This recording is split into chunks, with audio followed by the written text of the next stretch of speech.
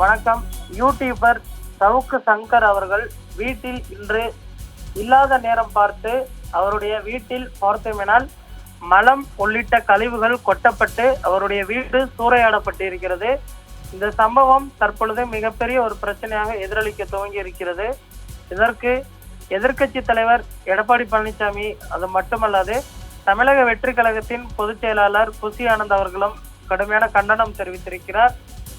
YouTuber Savukku Shankar அவர்கள் வீட்டில் இல்லாத நேரத்தில் அவருடைய தாயார் தனியாக இருந்திருக்கிறார்.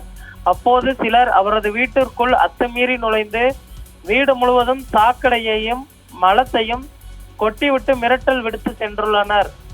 ஒருவரின் விமர்சனம் ஏற்புடையதாக இல்லை என்றால் அதை சட்டப்படி எதிர்கொள்ள வேண்டும். அதை விடுத்து விமர்சனம் செய்தவரின் வயது முதிர்ந்த தாய் இருக்கும் இடத்தில் இப்படி அராஜகம் செய்திருக்கிறது வன்மையான கண்டனத்திற்குரியது.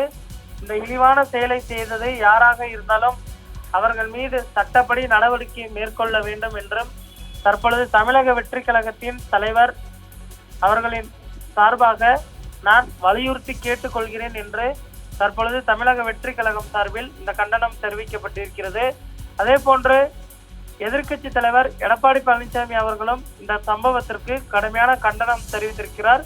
குற்றம் செய்தவர்கள் யாராக இருந்தாலும் அவர் மீது உடனடியாக கடுமையான நடவடிக்கை எடுக்க வேண்டும் என்றும் கேட்டுக்கொண்டிருக்கிறார்.